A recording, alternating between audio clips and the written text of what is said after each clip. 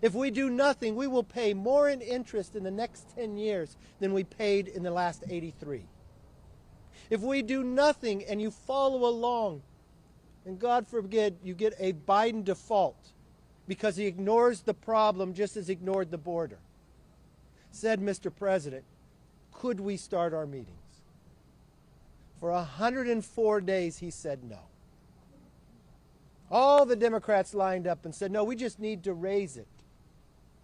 Because they added $6 trillion, we had inflation harming every single family. They attacked the energy of America. We saw the price even go higher. We saw we became more dependent upon China, a supply chain challenge in America. Every week I would ask, could we just sit down? But he said no. The difference was Republicans in the House and the Senate got together to listen to the American public. And we said we would make sure that we don't have a Biden default. So we raised the debt ceiling. But in doing so, we did it in a limit, save, and grow. Limit the future ability of Congress to just spend wildly and stop the inflation. So we said, let's start with spending where we spent just 5 months ago and grow each year by 1%. Let's save the hardworking taxpayers' money in this waste and money that you have appropriated that hasn't been spent, like COVID, that has sat there for 2 years. We finally got the president to sign a bill that the pandemic is over. And you know what else? Let's grow our economy so we're not dependent upon China. Let's help people get lifted out of poverty into jobs with work requirements, something the president as a senator voted for and President Clinton signed into law. Let's make sure we could build things in America again. Let's cut the red tape. Let's get some permitting reform that we know we can make America stronger and less dependent upon China. Well, we passed that bill. Had we not passed that bill, the meeting never would have taken place. Yesterday was a change. Yesterday, united with the Republicans in the House and the Republicans in the Senate who stood up and said they would no longer go along with the idea that you would just raise a debt limit, borrow money for China to provide to people not to work. United together, we are standing with the American people. This is exactly what every household does in America, every business and every state capital has to do. A debt ceiling is the equivalent of your child having a credit card. And for the last 21 years, this child has spent all the money up to the limit, and all you have done is raise the debt ceiling. Well, now it's become a real problem because you owe more on the card than you make all year and another 20%. So is it wrong? Is it not reasonable? Before you lift it, you're responsible for paying what was spent. But should you first look at how you're spending your money?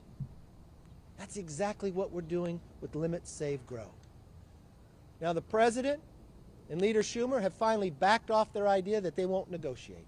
They finally backed off the insane, unrational, unsensible idea that you just raise the debt ceiling. The President has selected two individuals, OMB and Ricchetti, to sit down with us, but our timeline is short. This is what I wanted to avoid 105 days ago. And when the Republicans in the House lifted the debt ceiling, Secretary Yellen had never told us the deadline was June 1st. We wanted to act ahead of time. And we do that issue after issue. Just like the President avoided the border with Title 42, the House Republicans did not. We actually passed a bill to secure our border. We continue to listen to the American public. And I will tell you as Speaker, we have a group of Republicans in the Senate that have listened to the American people as well. Senator from Wyoming, Senator Barrasso, has helped lead the charge with Mitch McConnell, with Thune and all the others, and Senator Lee, who put a letter together. I remember when he talked to me, could he get enough signatures? I was worried for one moment. Could we get enough signatures? He called me back, I think, in an hour and said, I've got more than enough, and I got people who didn't sign it that will still vote that way. because they're listening to the American public. And I can't tell you enough of how thankful I am of you being so responsible with the idea. Am I optimistic? I'm optimistic for America because of the people standing behind me. I'm optimistic of our ability to work together. Do we have obstacles? Yes, we have a big obstacle in the White House.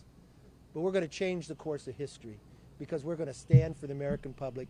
And let me introduce the senator and the chair over in the Senate Republicans, John Barrasso. Well, thank you, Mr. Speaker. Thank you for your leadership. The President of the United States is playing Russian roulette with the American economy. For month after month after month, the President refused to meet with the Speaker of the House to talk about debt and spending.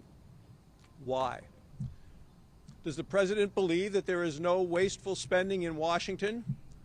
Does the President believe that in a $6 trillion budget that nothing could be cut? Billions and billions of dollars has been set aside for COVID. Is that all off limits? The President said the pandemic is behind us. What about tying welfare to work? The American people that I listen to overwhelmingly support that. Is the President that out of touch? Republicans in the House of Representatives have actually passed legislation. It is serious. It is responsible.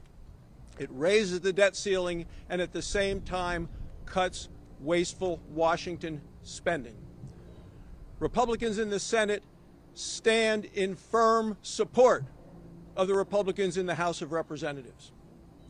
Meanwhile, the President of the United States has spent the last 3 months pandering to the liberal left. The President is playing a very dangerous game with our economy. It is time for Joe Biden to stop this debt ceiling madness. And now, Chair Elise Stefanik. Thank you, Chair Barrasso. I apologize. I'm losing my voice. We've been so focused on communicating this important issue to the American people. It's an honor to be here today with both our House and Senate Republican colleagues to highlight our joint commitment to a solution that would responsibly raise the debt ceiling, strengthen our economy, and address our nation's debt crisis. For over 100 days, Joe Biden and House and Senate Democrats have refused to offer a sensible solution to our nation's debt crisis. Their only plan, which is no plan at all, is to ignore this fiscal crisis and do nothing to limit spending, save taxpayer dollars, or grow the economy.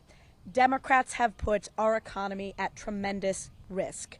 Republicans remain the only ones who have taken action to avoid a default on our debt. It's long past time for Joe Biden and Democrats to do the same.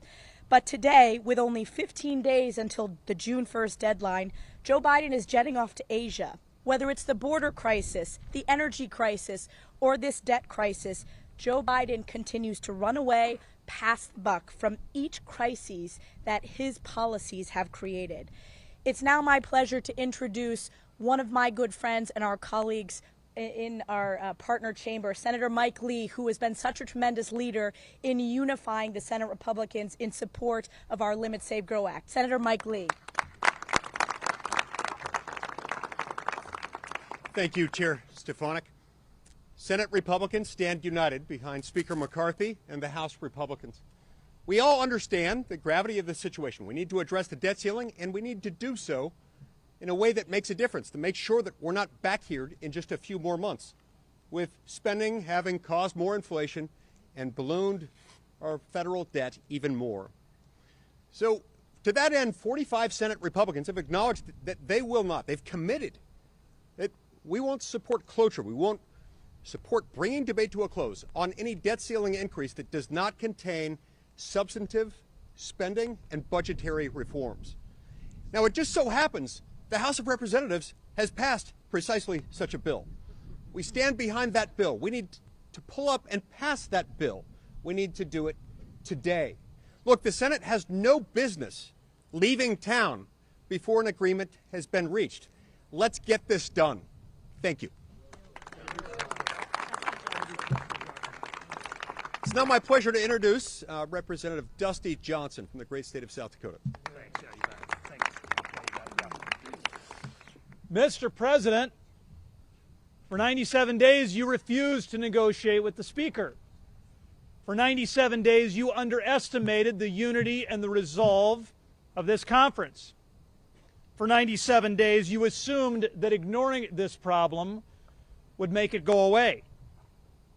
Now, we can't get back the squandered 97 days, but more concerning, sir, is the fact that you don't appear particularly committed to using the 13 days that we have left. Mr. President, cancel your trip to Japan. Stay at the table. Acknowledge the resolve of this team on these stairs and accept the fact that we must change how this town spends money.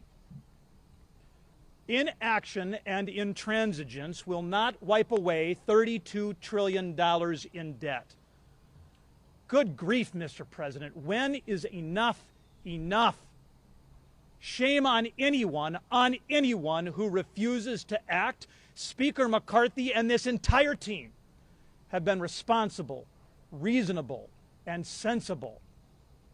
Time is short, Mr. President. Let's get this done.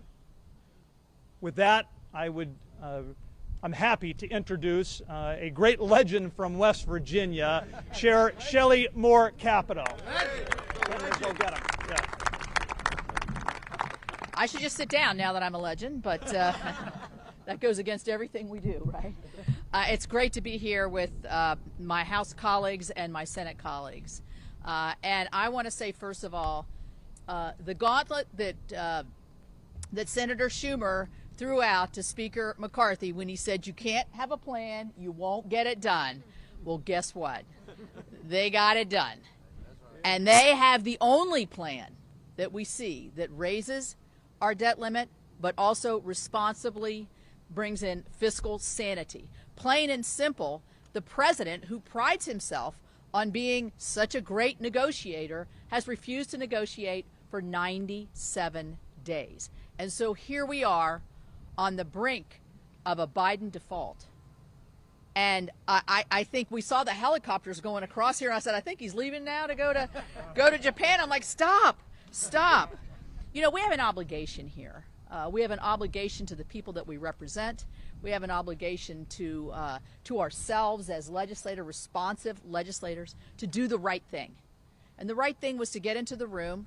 And as Dusty said, you can't go back and find those 97 days again. But it's time now for the president to get serious, to have fiscal responsibility, fiscal sanity. And I can tell you, I know it's hard to rein in the cats on the House side.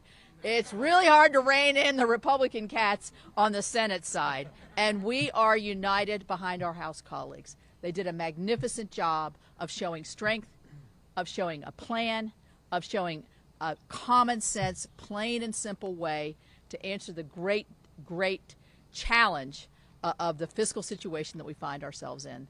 So I have full confidence that the negotiators in the room are going to be able to work this out with the Speaker leading the way. And I've heard Leader McConnell say more than a few times, this is not an unusual exercise to negotiate the debt limit, to have fiscal responsibility as a part of that. We've done it many times in the past, and we have to do it this time again.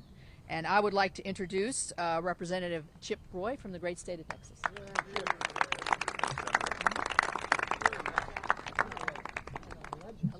So this is what the west side of the Capitol looks like. Mr. Speaker, thank you. Thank you to the senators who came over. After months of saying he would not, President Biden now has done what we all knew he would do: sit down and negotiate with Speaker McCarthy and the representatives of the people. This is not surprising, because Americans saw Republicans pass a common sense, responsible fiscal path forward for America and realized that the only person talking about default is President Biden. Now the president says we must trade away all but perhaps the most basic of reforms that we passed in the bill. But throughout his posturing, the president has failed to realize the most fundamental and important truth: that the core of this debate is not whether the federal government will default on its debt. It won't. but whether we will continue to allow this nation to default on the American dream. The truth is, the dream is out of reach for too many Americans, and the biggest obstacle is the very government entrusted to protect it. So we gather here today on a bicameral basis to send a message to the president. This legislation is purposeful, not political. We stand for the hardworking American family unable to afford groceries, gas, housing, or health care because of inflation fueled by trillions of dollars in reckless spending. The plumber that never took out a student loan but is now being forced to pay for his neighbor's master's degree, or the veteran paying for a liberal arts major to get the same student loan benefits he earned by risking his life for his country. The nurse who wants to save lives without a federal bureaucrat saying she has to take a needle. The blue-collar workers watching their way of life sacrificed to the altar of climate fetish, while billions of tax dollars of corporate tax credits go to crony subsidies in the so-called Inflation Reduction Act. The rancher in Texas putting diesel in his truck but forced to subsidize a tech worker making six figures to buy a Tesla hundreds of miles away. Minority and poor taxpayers trying to make ends meet that an expanded IRS audits 3 to 5 times more than other Americans. We're standing up for the Americans who simply want their country back. And all they ask is that we stop recklessly spending money we do not have, racking up debt, weakening the dollar, driving up inflation, all to fund the very bureaucracy weaponized against their way of life, as we saw yesterday unfold regarding the FBI. We passed the Limit, Save, Grow Act to do just that, to shrink Washington and grow America. We did our job. Now it's time for the president to do his. Mr. Speaker. Well done, Jim. I'm so honored with the people behind me. You know, the president, 105 days ago when I sat with him, said he wouldn't negotiate. America's too great to have such a small, petty idea as that. Americans believe you should talk. We wanted to talk the entire time. But when he refused to take action, we did take action. We took action for the American public. You know, I watched Elise come up here and talk. Her throat's a little sore. She's been talking a lot, but she's a new mom. It's her first Mother's Day. I don't know if you've ever met Sam, happiest guy you've ever seen. But you know what? When Sam was born, he was handed a bill for $94,000. $94,000 to every new child born in America. That's the legacy that's being left. But we decided enough is enough. We actually want to give them a future, give them an opportunity, give them the ability to go further than the generation before them. And this is the moment in time to make that stand. The only question is whether we have a Biden default or not. It's the president himself. We passed something reasonable and sensible. All we say is let's spend what we were spending 5 months ago. Let's save, and the money that we have appropriated that hasn't been spent for 2 months, let's bring it back to the hardworking taxpayer. Let's put some caps on what the future Congresses can spend. Let them spend more, but only grow by 1%. And let's unshackle what holds the greatness of this nation back to build. Let's cut the red tape to have that permitting reform. And you know what? Let's help those that need a challenge to take them from poverty to a job. We've known it works. We've seen it work before. Let's not settle for what we have today. Inflation, dependency on China, runaway spending. Let's know what America can be, and let's achieve it. With that, let's take some questions. Yes, sir.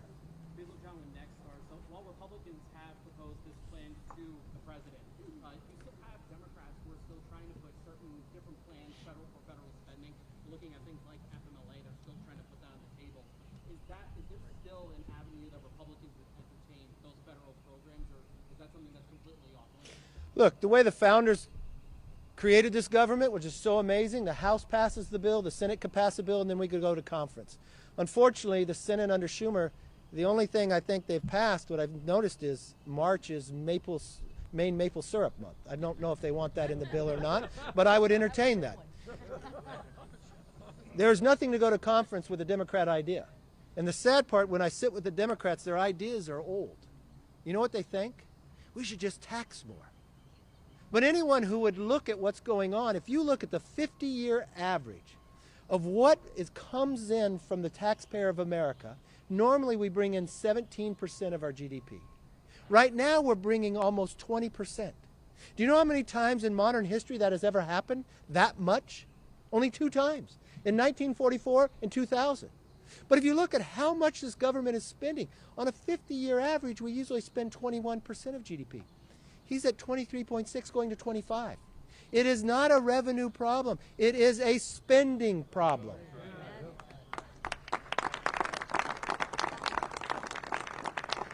And anytime you want to talk about, these are the people that are defending Social Security and Medicare. Because the Congressional Budget Office says if we go the course that President Biden wants us to go today, 3 trust funds go insolvent in the next 10 years. Never in the history of America have we ever seen a 10-year window like that. Social Security, Medicare, and the Highway Trust Fund. Do you know what happens then? They automatically get cut by more than 20%. Mr. President, stop hiding. Stop traveling somewhere else. America wants an American president focused on American problems, finding American solutions. We have them here for you. Yes, ma'am.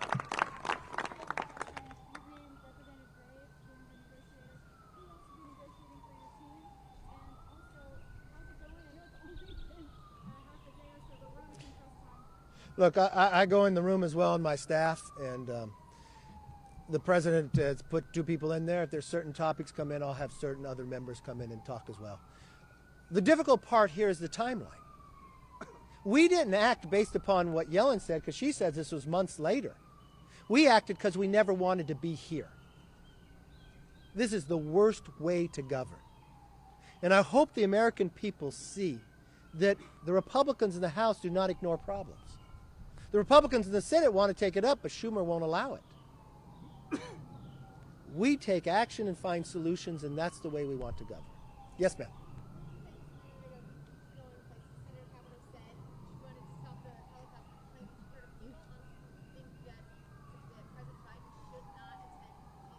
Look, he's the President of the United States. He's a grown man. He can make a decision where he wants to go.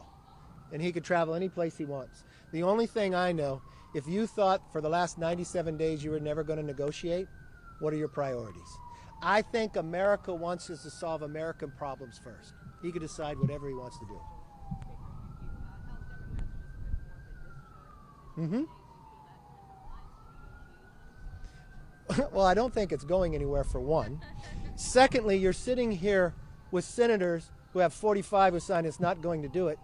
So is that even sensible? Is that even being productive? Is that even reasonable? Or is that responsible? It seems to me that would be playing into a Biden default. I think America public is tired of those political games. You know, when we devised our bill, it wasn't a bunch of Republicans saying, let's just give these Republican ideas. When we talk about work requirements, Senator Biden voted for that. President Clinton signed it into law. We watched every study after the fact take people from poverty and provide a job for them. So we saw Americans lifted up. We saw welfare rolls drop. We saw more people have houses. More people could afford to send their kids to college. We saw the positive of that. When we thought about, what about limiting the growth of government in the future years, we didn't say we had to cut every year. We saw a Democrat Senator Manchin propose a 1% growth each year. We tried to grab things that both sides, even if they wouldn't talk to us, let's put something together to make sure it's reasonable. I will tell you, if it was Chip Roy and Dusty and I sitting in a room and we were going to draft something that we said just we want, it would have looked different. But we wanted to be reasonable and sensible. Does the American public think it's wrong if we simply saying, let's spend what we spent 5 months ago? But every moment I've spent with the president, he doesn't want to go there. He does not want to go back $1. I didn't ask him, what is finally the number? Is it $40 trillion in debt? How much before you say, let's stop borrowing from China and not looking at places that we're wasting our money in? Every household does that, and we should do it too. Yes, sir.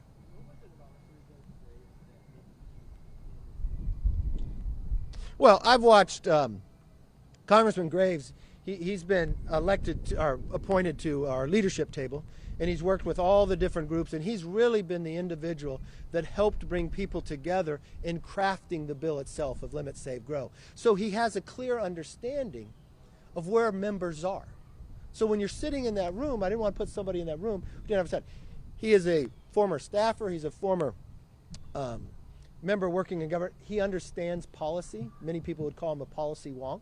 But at the same time, my staff is in there with him as well. So we want as many voices and many understandings of where the bill went and what we would like to see for a conclusion.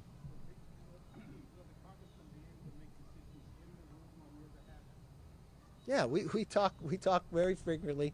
I go in the room as well. So I think if the administration can make decisions with the president out there, we'll be okay. Yes, sir. When and if there does end up being a deal between your team and the White House, what do you think is the most likely, or what would you prefer, having the bill move through the Senate first or the House first? Or look, what happens now is, with Schumer and the president saying all along, I won't negotiate the debt ceiling, they have to be separate, you don't have the time to play those political games anymore. It takes so many days to get through the Senate, so many days through the House. We have a 72-hour rule, which I'm not going to break. I think the American public and all the members should have 72 hours to read what we end up with, if we're able to end up with it. I think the House should go first, and we can send it to the Senate. I know that the Senate, I guess, is out of session, but I'm sure they'll come back. Yes, sir. President Biden just said he's confident the bill will get paid, but he also said on work requirements we accept not anything of any consequence.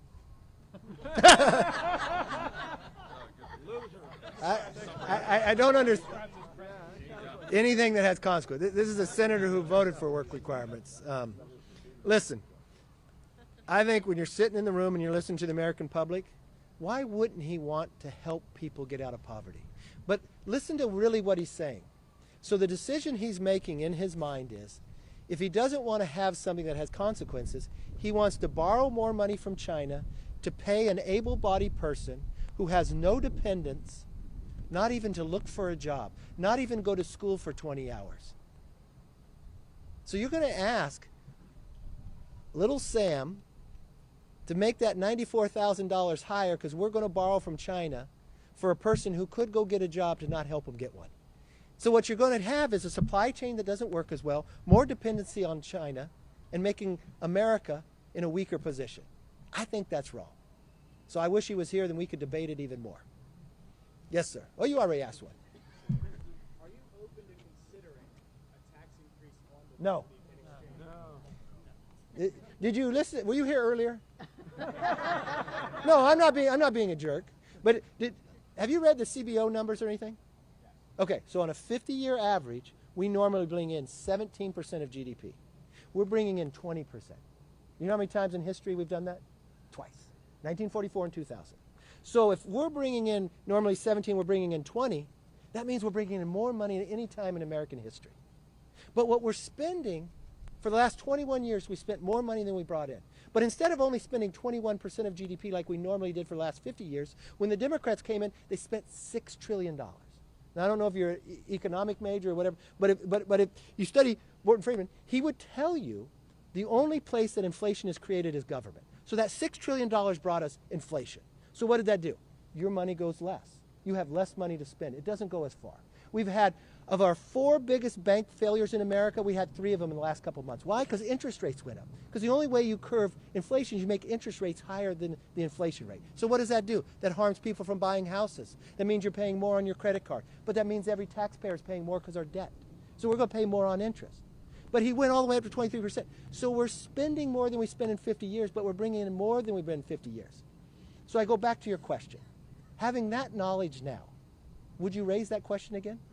Yeah, but would that be a way to No. some of the provisions? No, it's very clear. You know what I told the president 105 days ago when I sat in the Oval Office?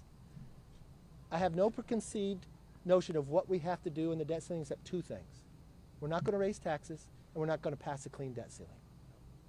But we have to spend less than we spent the last year. So let's sit down and talk about that. But he decided, no, I shouldn't negotiate with somebody. I'm just going to do what I want to do, my way or the highway. That's not the way our government is designed to work. It's not the way business works. It's not the way your household works. And it's not going to work here either. Yes, ma'am. At the beginning of the week, the White House came out sounding positive about progress being made. You ended up responding that you felt like you were very far apart. I'm curious if you can put now in terms of numbers and having a deal, one, talks falling apart. And on that scale, how close are you to having a deal? Look, I don't know on a scale. I'm not going to scale you. But I'll tell you this. Earlier in the week, all the way through this, I just want to be honest with the American public. I went to Wall Street more than a month ago to warn them we're not meeting. It's a problem. I went to you day in and day out, and you made fun of me. You're saying, oh, you just want to have a meeting. No, I didn't want to be here at this moment, at this time. Then we passed our own bill. We never would have had a meeting had we not raised the debt ceiling ourselves. We put an idea of how to do it. The only thing I'm more optimistic about, he finally agreed to something that every other time we've been able to solve a problem has worked, the structure of negotiations. But now we're along such a short timeline, it makes it almost harder. But if there's one thing you know from me, I never give up. I have the grit, the perseverance, and we're going to get it done. Thank you all very much.